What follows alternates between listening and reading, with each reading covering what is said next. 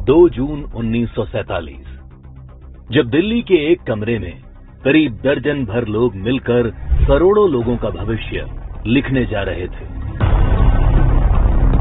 करीब 1.5 दशक से मुस्लिम लीग जिस पाकिस्तान की रट लगा रही थी, वो आज कागजों में उनके सामने सच होने जा रहा था। सिर्फ 2 हफ्तों में भारत के खंडित होने की योजना पर मोहर लग गई। भगवान राम के बेटे लव का बसाया लाहौर, ढाकेश्वरी माता का तीर्थ ढाका, गुरु नानक देव जी का जन्म स्थान ननकाना अब 2 टुकड़ों में बंटने जा रहा था।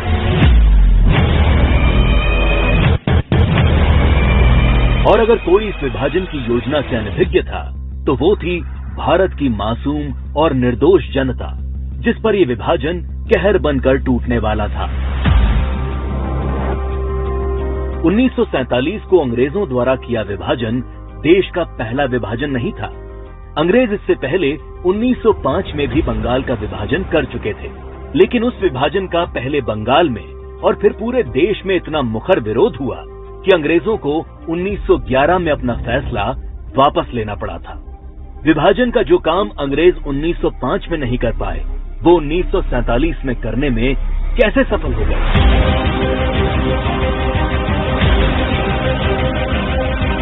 तो जो बात 1905 के बंगाल को 1947 के भारत से अलग बनाती है, वो है कांग्रेस पार्टी, मुस्लिम लीग और भारतीय कम्युनिस्ट।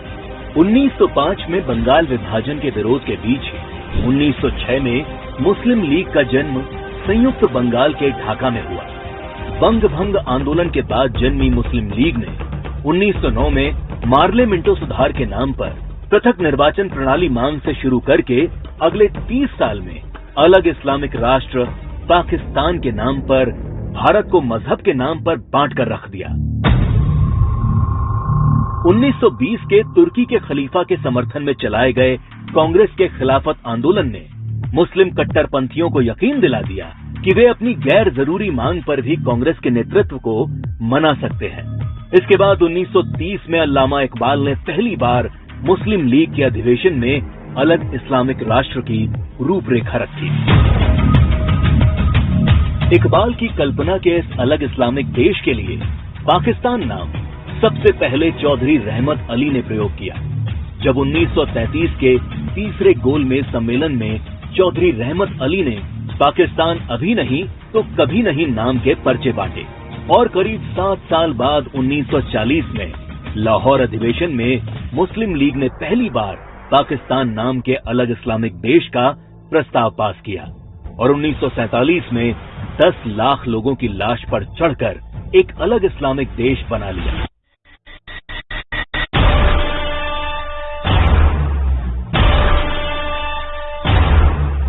और जिस भारत ने 1905 में बंगाल का विभाजन नहीं होने दिया, वो भारत 1947 में भारत विभाजन नहीं रोक पाया, क्योंकि कांग्रेस के जिन नेताओं पर लीग के सामने खड़े होने की जिम्मेदारी थी, उन्होंने अंत समय में बिना भारत के लोगों को विश्वास में लिए विभाजन का प्रस्ताव स्वीकार कर लिया। देश तोड़ने के इस खेल में एक हिस्सा भारत के कम्युनिस्टों ने भी निभाया, जब कम्युनिस्ट नेताओं ने भारत को 14 राष्ट्रों का समूह बताते हुए भारत विभाजन को मुस्लिम राष्ट्र के आत्मनिर्णय का अधिकार बता दिया। साल 1945 में अग्रणी कम्युनिस्ट सिद्धांतकार कॉमरेड जी अधिकारी ने मुस्लिम लीग की मांग को न्याय संगत बताते हुए एक थीसिस दी। उनके शब्दों में 1940 से कम्युनिस्ट पार्टी ने ये देखना शुरू कर दिया कि तथाकथित सांप्रदायिक समस्या वास्तव में बढ़ती राष्ट्रीयताओं की समस्या है, जिसे आत्मनिर्णय के अधिकार के माध्यम से हल किया जा सकता है। यदि हम इसके प्रगतिशील सार को देखें, तो पाकिस्तान की मांग वास्तव में पंजाब, पठान, सिंध, बलूचिस्तान और पूर्वी प्रांतों की मुस्लिम राष्ट्रीयताओं के क्षेत्रों के आत्मनिर्णय के अधिकार की मांग है। जब देश का विभाजन हकीकत बनना तय हो गया, तब सर रेडक्लिफ को भारत और पाकिस्तान की सरहद तय करने की जिम्मेदारी सौंपी गई। रेडक्लिफ इससे पहले कभी भारत नहीं आए थे। उन्हें भारत की सांस्कृतिक विरासत, सभ्यता, मूल्यों, तीर्थों के विषय में कोई जानकारी नहीं थी। 3 सप्ताह में तय कर लिया गया कि कौन सा हिस्सा पाकिस्तान कहलाएगा और कौन सा हिस्सा हिंदुस्तान।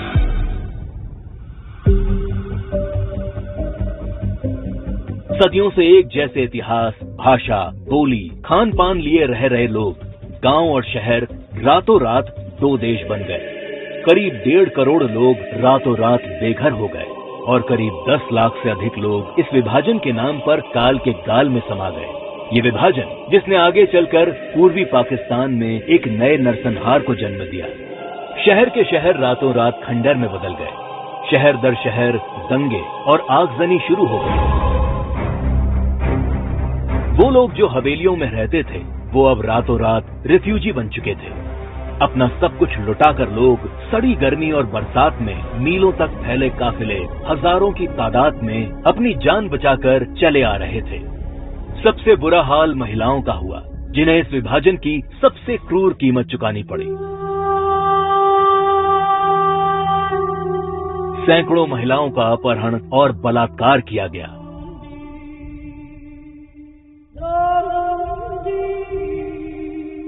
उन्नीस 1940 के दशक में भारत की ही भांति नरसंहार झेलने वाले यहूदियों की विभीषिका को आज पूरा संसार जानता है। 27 जनवरी को आज पूरा विश्व होलोकास्ट दिवस के तौर पर मनाता है।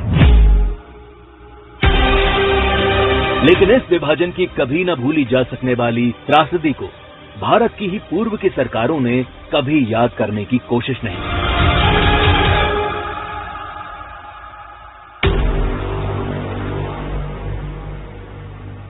विभाजन विभीषिका दिवस 14 अगस्त का दिन विभाजन विभीषिका का स्मरण करने का दिन है। 14 अगस्त का दिन अटल जी की इन पंक्तियों को दोहराने का दिन है।